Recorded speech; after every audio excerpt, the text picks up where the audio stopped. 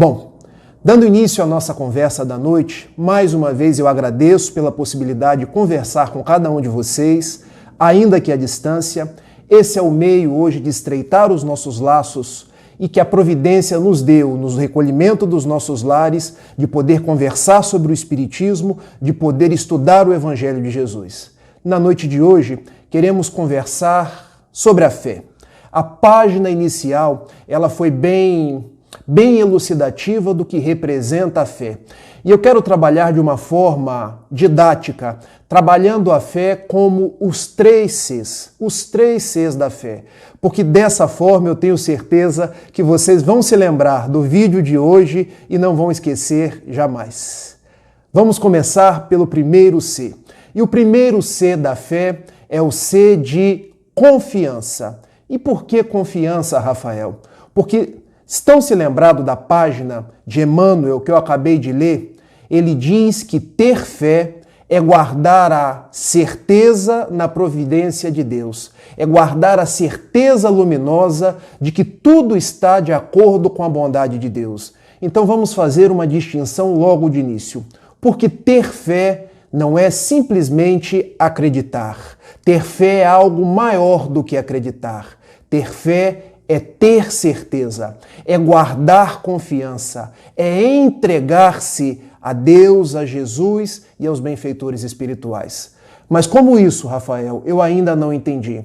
Ora, acreditar tem um juízo mais raso, porque vejam, eu posso acreditar que o meu time será campeão, eu posso acreditar que amanhã não vai chover, eu posso ter várias crenças, mas confiar, entregar-se, ter certeza é algo mais profundo. É quando nós estamos com alguém, é quando nós depositamos nossas esperanças em alguém, sabendo que tudo está de acordo com a vontade dessa pessoa, que no caso é Deus.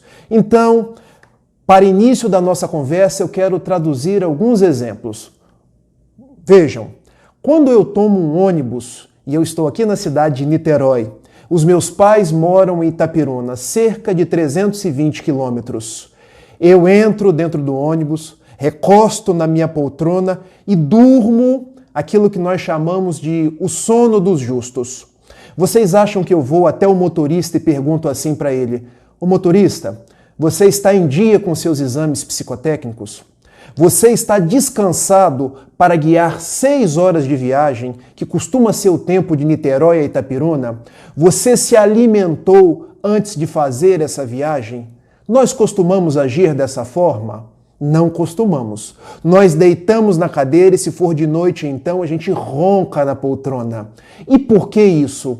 Porque a gente não acredita no motorista, a gente tem confiança no motorista de que entrando no ônibus aqui em Niterói, nós chegaremos sãos e salvos no nosso destino, no lugar onde estamos indo. E observem que muitas vezes temos confiança num simples motorista, mas não temos a mesma confiança em Deus. Parece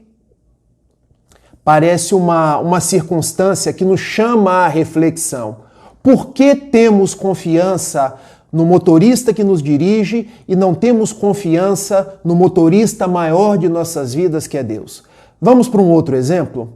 Quando vamos comprar o pãozinho na padaria de manhã, aquele pãozinho que a gente passa a manteiga e toma com o café gostoso, nós vamos até o padeiro e perguntamos assim: "Ô padeiro, você por acaso não colocou bromato demais nesse pão? Você, sem querer, não propiciou que alguma espécie de substância venenosa, quando você estava trabalhando aí na padaria, caísse no pão e esse pão vai me fazer mal?" Não é assim que nós costumamos agir. Nós trazemos o pão para casa e, como se costuma dizer na minha cidade, nós lambemos o beiço, porque não tem nada melhor do que um cafezinho e um pão com manteiga. E observem que, às vezes, é um paradoxo, porque nós confiamos no padeiro, mas não confiamos em Deus. Desconfiamos quando uma pandemia, como a atual pandemia do coronavírus, nos visita, fazendo perguntas tais quais: será que tudo está conforme a vontade de Deus? Quando será que tudo isso vai acabar? Será que uma coisa ruim vai acontecer sobre a humanidade? Não, meus amigos. Eu digo que tudo está e permanecerá de acordo com a vontade de Deus. Tudo está sob o seu controle.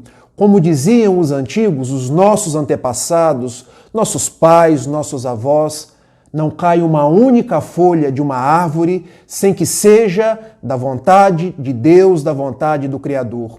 O problema é que a nossa fé muitas vezes traduz-se no campo da crença, uma coisa mais superficial, uma coisa de tão somente acreditar, quando a nossa fé deveria estar no campo da certeza, conforme a proposição de Emmanuel, no campo da entrega, no campo da confiança. Porque o dia que a nossa fé for a efetiva confiança em Deus, nós saberemos que tudo que nos chega é para o nosso bem. Tudo que vem até nós é para o nosso crescimento. Essa pandemia que hoje nos visita é para que nós possamos nos recolher aos nossos lares, repensar as nossas vidas, ressignificar os nossos propósitos e seguir adiante. Aliás, é o que dizem os bons espíritos em a questão 737 do Livro dos Espíritos, quando Kardec indaga aos imortais.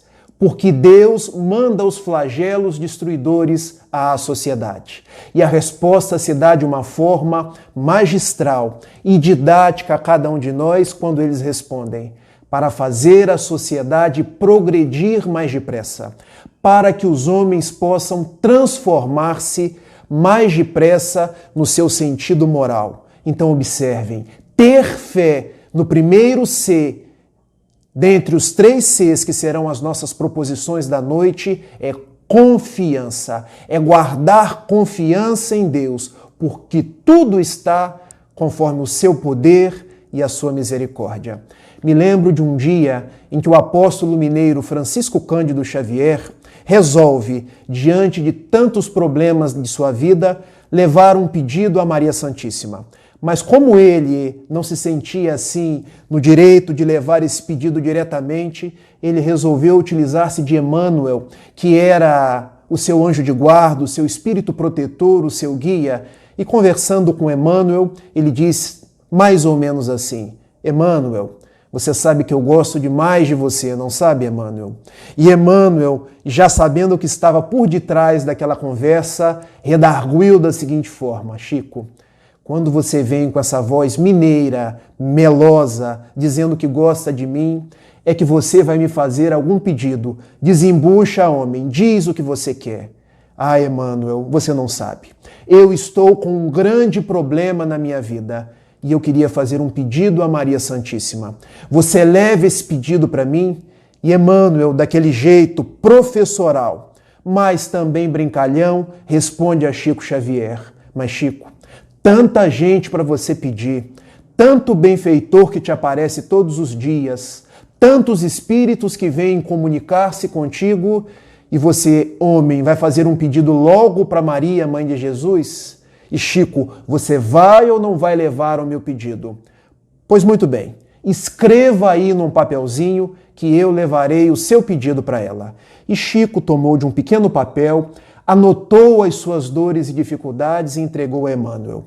E Emmanuel levou a Paulo, que levou a João Evangelista, que levou o pedido a Maria Santíssima. Passado algum tempo, quando Chico não esperava mais receber qualquer resposta à sua rogativa, Emmanuel lhe aparece e lhe diz: Chico, você é mesmo um grande Felizardo, porque Maria, a mãe de Jesus, respondeu à sua rogativa. Não me diga, Emmanuel, é mesmo? Respondeu.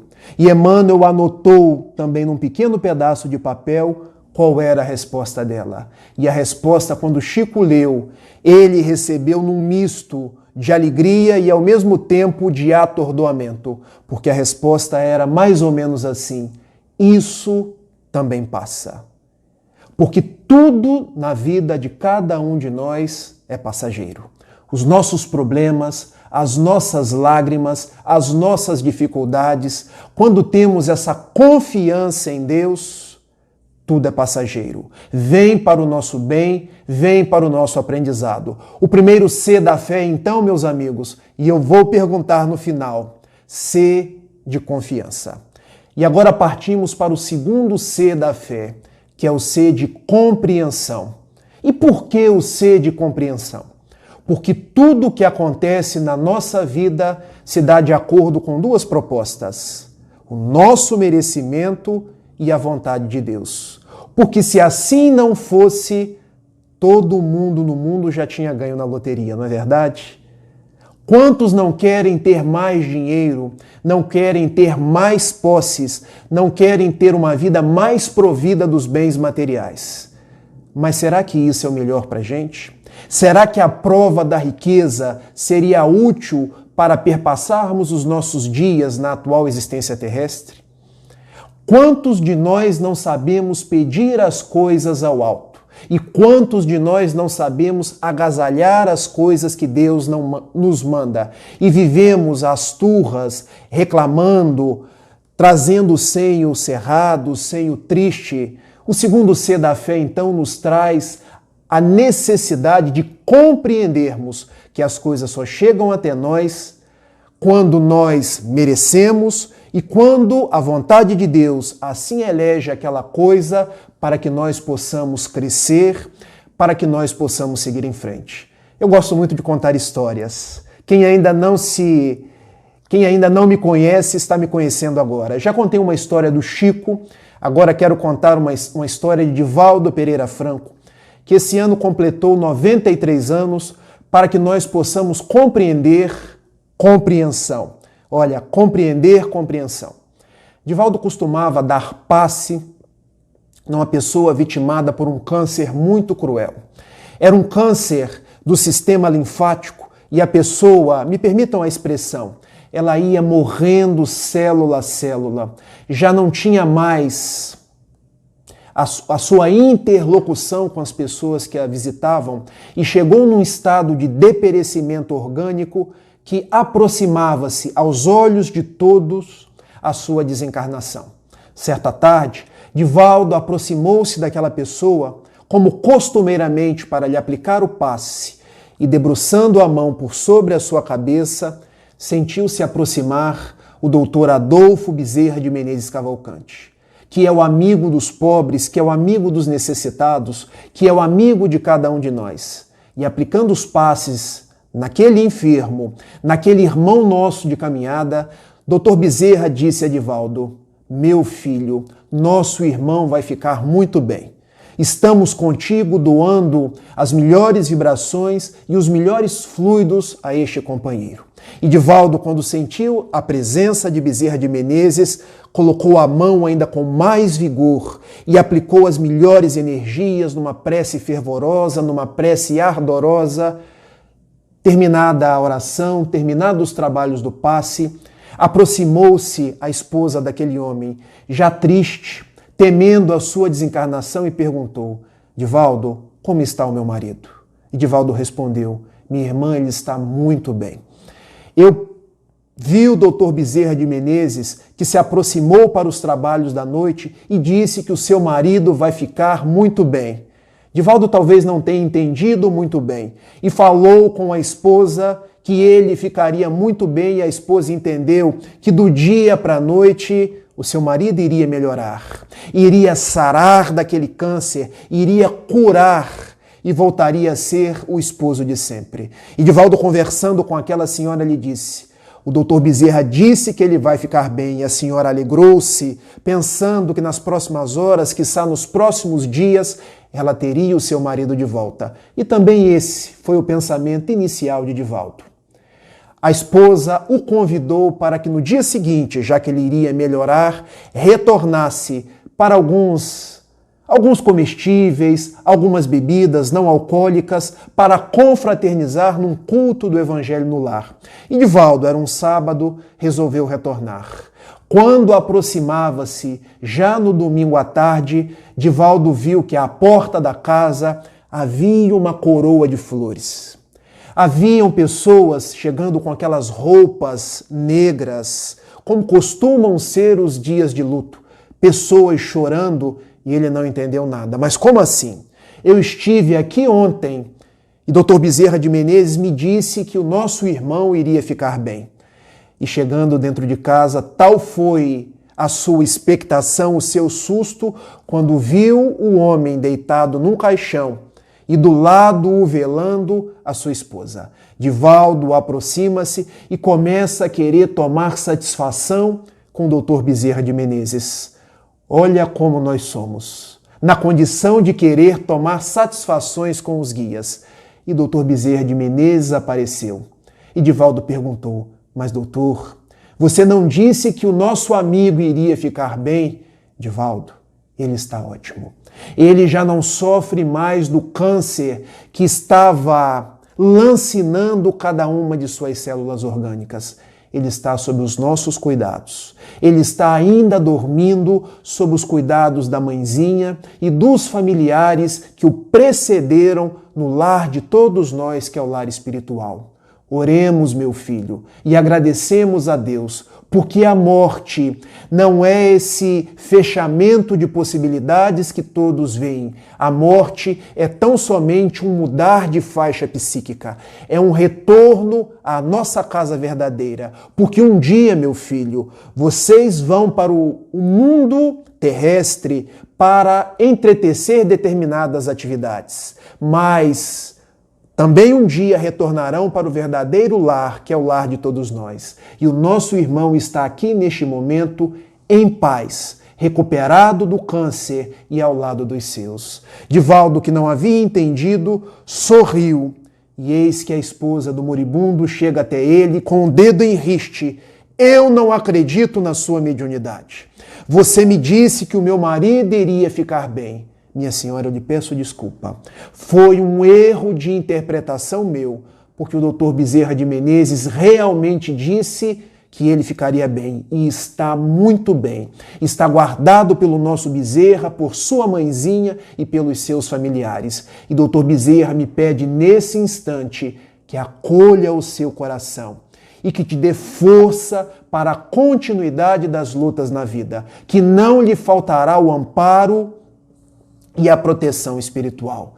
E a senhora então entendeu que quando Bezerra falava que o seu marido ficaria bem, não disse que ele ficaria bem para retornar às atividades no mundo, mas que ele ficaria bem enquanto espírito imortal que todos nós somos. Daí, meus amigos, o ser de compreensão é o ser de que muitas vezes nós vamos adoecer, porque o nosso corpo é material. Temos células, temos tecidos que oxidam, que têm desajustes. Então a doença é um processo orgânico natural que nós podemos vencer, mas que estiver no nosso plano expiatório ou provacional passar por elas, nós teremos que enfrentá-las. Não que Deus tenha desgostado de nós ou tenha deixado de nos proteger, mas que a sua misericórdia nos proporciona essas dificuldades para que possamos crescer. O ser de confiança é o ser de entender que as vicissitudes, as dores e as dificuldades que vêm até nós é para o nosso bem. E que quando as pessoas desencarnam, e quantas estão desencarnando agora, vítimas da pandemia do coronavírus? E nós sabemos que quando um familiar nosso, que quando um amigo nosso desencarna, resta a saudade. Nós sentimos saudades uns dos outros, mas não podemos transformar essa dor-saudade numa dor-revolta, porque também nós um dia retornaremos para o verdadeiro lar e nós nos encontraremos com aqueles que são os nossos amores, que são os nossos queridos.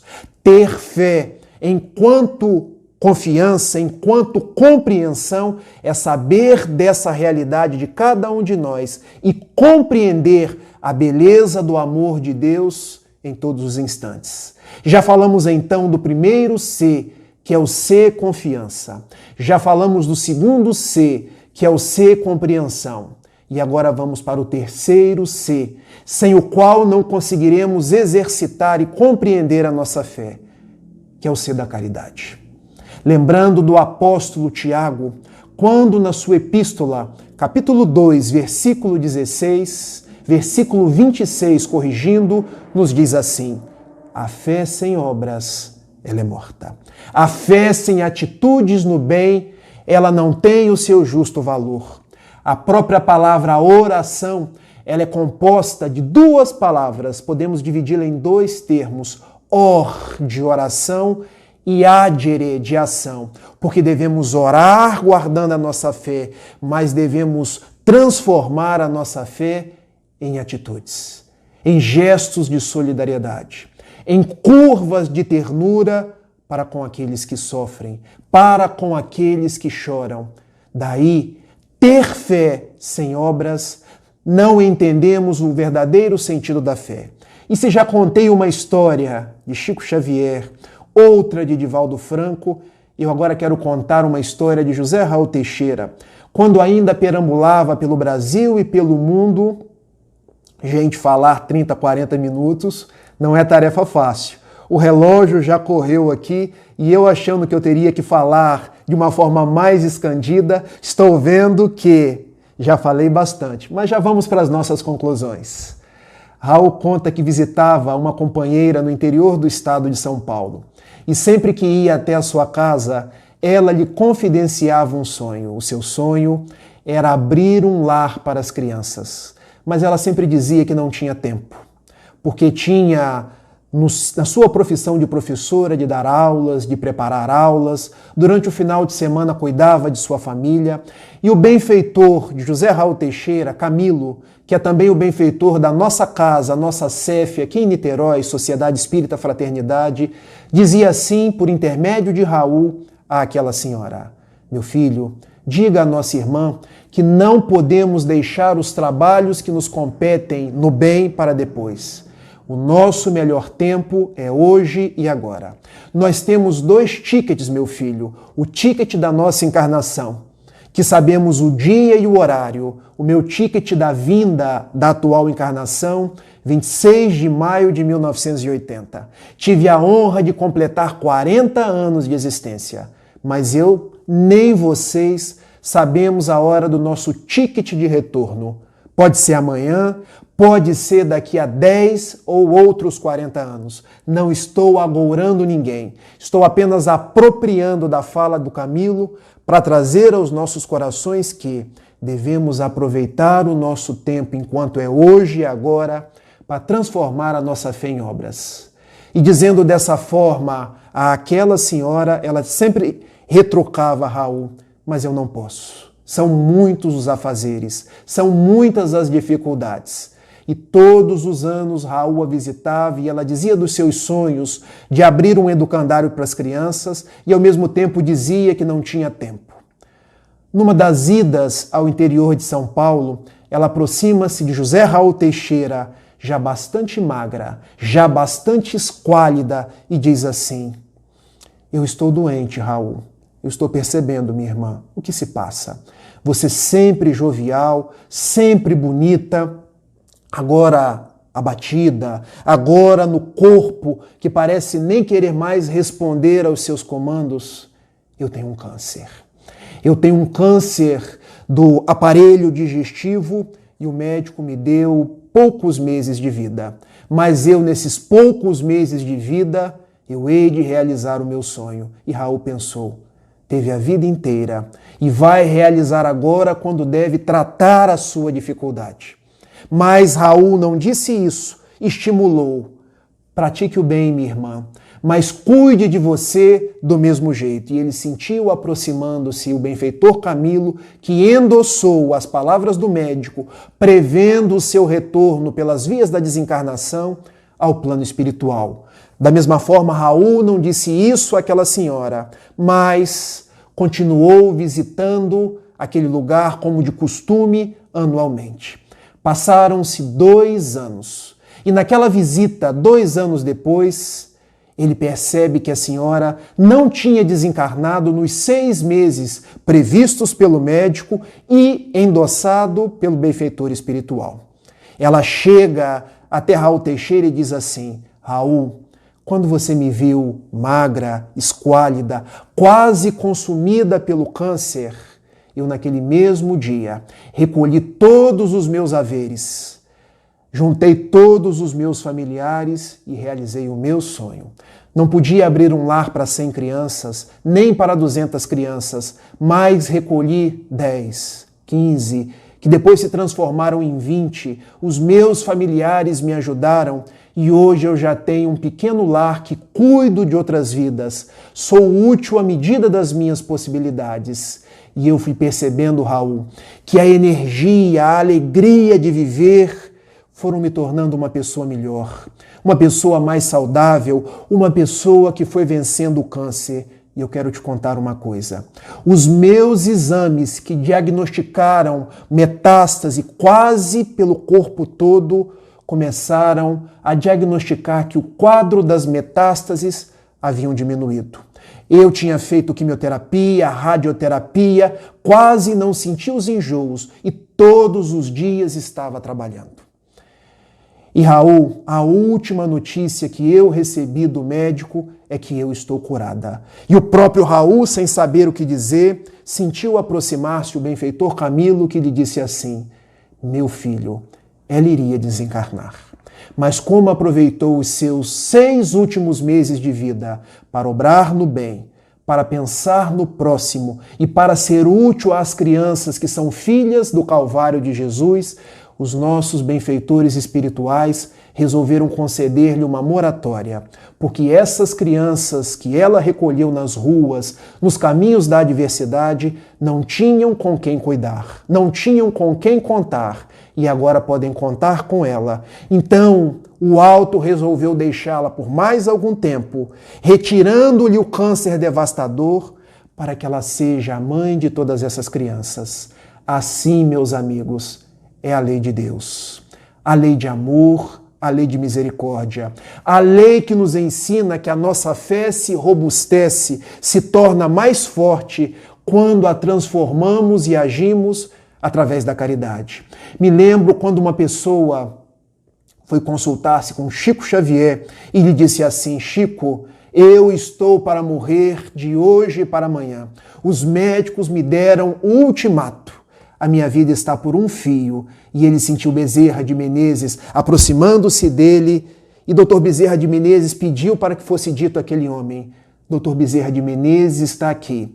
E ele, de fato, constitui que você tem uma problemática cardíaca muito grande. E sua vida realmente está por um fio. E ele me pede que eu lhe receite alguns medicamentos homeopáticos, mas que te deixe a seguinte recomendação como norma de conduta para a sua vida. Trabalhe, meu filho. Trabalhe no bem, que o fio engrossa. Se a sua vida hoje está num pequeno cordão, quanto mais trabalhares, esse cordão transformará-se numa corda, transformará-se num cabo, e você há de ficar conosco um quanto mais. Tanto quanto for da vontade de Deus, tanto quanto for do seu merecimento. Eu gostaria então de encerrar as minhas considerações da noite dessa palestra relembrando os 3 Cs da fé. O C da confiança irrestrita em Deus, o C da compreensão das dores, das dificuldades, das coisas que nos chegam, porque são para o nosso bem, e o C da caridade, porque a fé se instrumentaliza, porque a fé se materializa através das obras. Daí a fé nesses dias que estamos vivendo, dias de pandemia, dias de recolhimento dentro dos nossos lares, é a certeza de que tudo isso vai passar, se tivermos confiança em Deus. É a compreensão de que as pessoas estão desencarnando, mas nós não estamos perdendo ninguém. Nós estamos retornando para o lar espiritual. E que nós podemos exercitar a caridade, a solidariedade, sendo útil mesmo nos dias da pandemia. E vocês poderiam me perguntar, mas como exercitar a caridade instrumentalizando a nossa fé quando eu não posso tocar ninguém? Quando eu não posso abraçar ninguém? Mas quem disse que para exercitar a caridade eu preciso estar junto? Para exercitar a caridade, conforme um gênio da Renascença italiana, é preciso estar dentro, é preciso sentir a outra pessoa. E eu posso ser solidário das mais variadas formas. Por exemplo, As minhas palavras são pequeninas, mas à distância eu estou as encaminhando com todo o meu afeto para você. Para vocês, nós podemos encher as redes sociais de coisas positivas, de poesias, de mensagens nobres, de belas canções, ao invés de fake news. Nós podemos ir aos supermercados, ir às farmácias para as pessoas que são das classes vulneráveis. Nós podemos doar dos nossos haveres financeiros para aqueles que estão ficando desempregados, para aqueles que não têm mais nada. Não há ninguém tão rico que não tenha nada para receber, nem ninguém tão pobre que não tenha nada para dar. Basta que nós tenhamos essa fé que entende que nós devemos ter certeza na providência de Deus, compreender a sua obra em nós e praticar a caridade hoje e sempre. Termino, como costumeiramente, numa oração. E essa oração que foi musicada, e eu aqui não vou cantar porque senão não sobraria ninguém, eu vou declamar a oração, a poesia de Alta de Souza, quando ela nos diz mais ou menos assim: se tens fé, não te aflige a noite escura, ao coração que a lágrima domina. Ele estende amoroso a mão divina e abre as portas da paz risonha e pura. Alivia a aspereza da amargura e sobre as trevas de miséria e ruína acende nova estrela matutina, na esperança sublime que perdura. Se há crença viva te dirige os passos, sob a carícia de celestes braços, encontrarás o pão, a luz, o abrigo. Ama a cruz que te ampara e regenera, e envolvendo-te em santa primavera, o Mestre amado seguirá contigo. Desejo a todos tudo de bom, rogando a Jesus nos abençoe hoje e sempre. Muita paz e um beijo,